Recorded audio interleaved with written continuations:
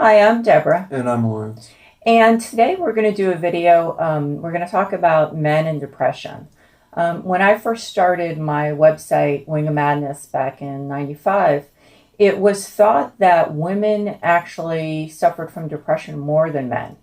And in the interim, we've started to realize that There's no gendering to well, it. there probably that might not be the case, or there might not be a big difference in the amount.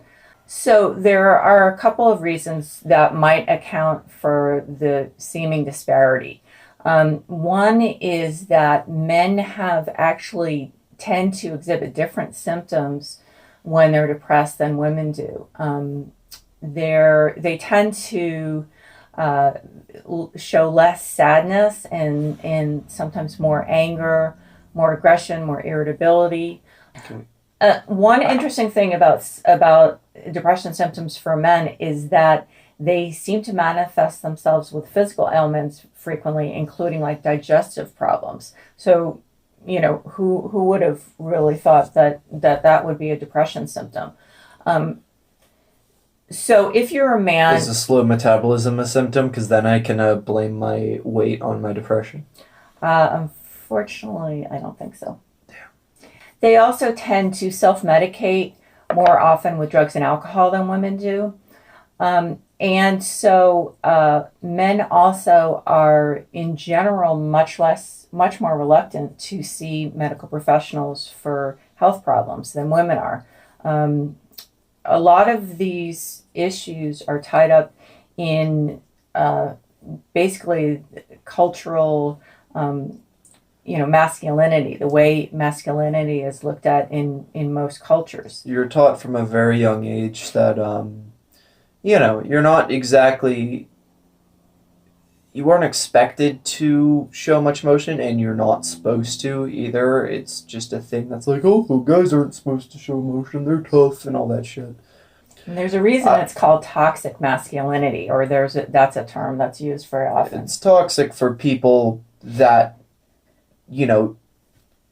are toxically masculine, I guess you would say, and people who are victims of affect. whatever effects that may cause. Because, obviously the people around them are going to suffer because they're, going to be a bit of an ass. But so that's part of the problem, is that as I said, it's not just that men are reluctant to seek help for mental health. They're also often reluctant to seek help for any physical health problems. So they go to the doctor less often. So then doctors are less likely to pick up on possible depression than for women, because women are more likely to go to a doctor if there's a problem. Sometimes, like my father, it's very hard to get him to take care of any ailments he has. He has to be dragged to the doctor. So this is very common. So one, the symptoms are generally different. So people aren't recognizing them. So not only the man who's depressed himself isn't recognizing the symptoms, but anyone around them isn't realizing that men manifest the symptoms differently than women do. And even if they are aware, a lot of the time it'll be dismissed or kind of just ignored because, it's like men can't have depression because they're these like pillars of strength that don't have any don't suffer from mental health issues. And that's wrong, obviously. It's also very harmful to people who are depressed and to people who aren't even. And the belief that men can't have depression, I've definitely heard it a lot. Yeah, that men can't be weak in any way. Yeah.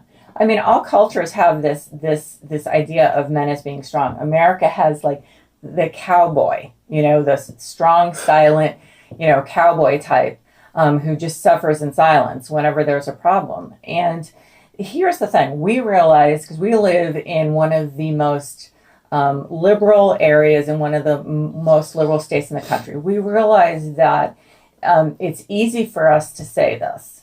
But the thing is, if you if you are a man who thinks you may have depression, this can be a fatal disease. Okay, so women attempt suicide more often than men, but men complete it more often because men are more likely to use a lethal form of suicide. So this can be lethal. Not only that, even if you aren't suicidal or don't, feel or don't end up, completing a suicide, the problem is you're not living the life you should be living. So the important thing is we're going to link to a list of a couple articles that talk about how symptoms are different for men than women. And so then that'll help to recognize it. But, everyone also is different and they manifest things differently. So some men do show sadness or do feel sadness. But the really important thing is if you're a man who thinks you may have depression, you have to get it treated. Okay. So if you're a man who thinks that you might have depression, it's very important to talk to a doctor. There are a lot of things you can do. So depression is not always treated with medication. It could be therapy. I know that if you have a problem dealing with your feelings, and that sounds really worse than medication, but just stay open to that. Yeah. The other thing is that there are some men's groups for men with depression, and the thing to remember going to the group is everyone there is just as appalled about talking about their depression as you are. You don't have to put on a bravado because everybody there was thankfully able to acknowledge the problem and seek help. Yeah. And, that means everybody there is, fine with not having to put on a constant bravado. They're fine with being open.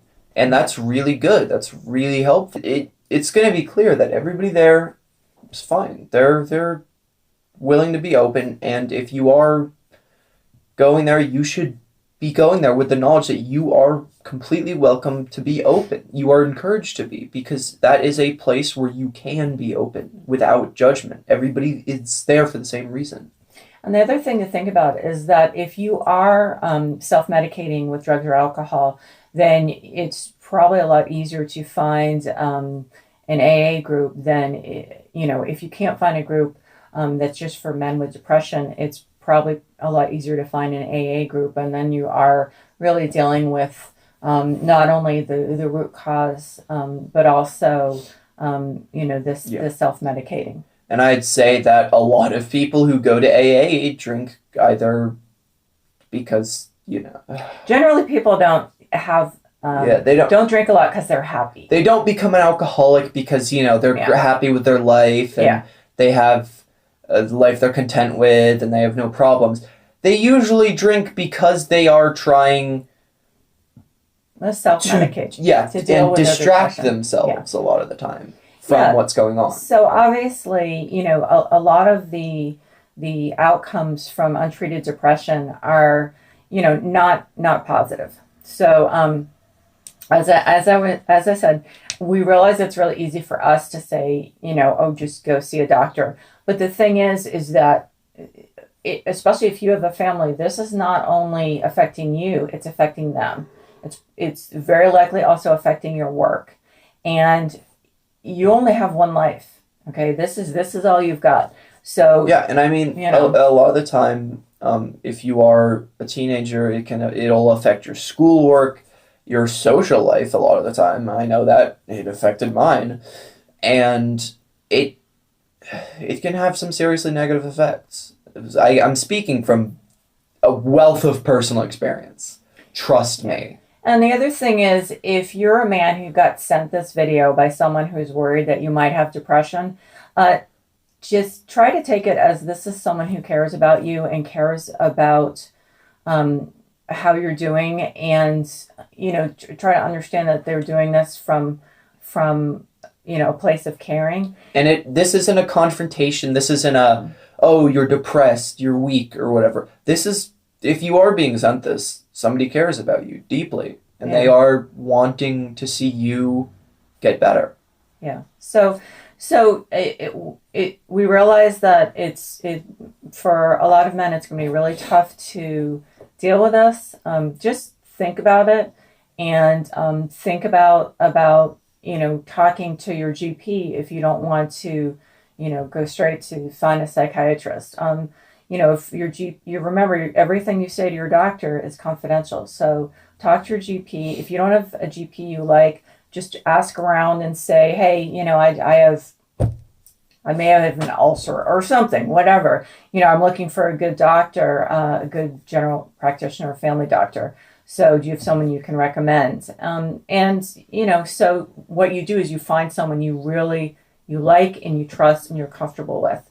And if the first person doesn't make you feel that way, then try the next person. Or even the second or third. Yeah, so that's exactly also how you deal with a psychiatrist.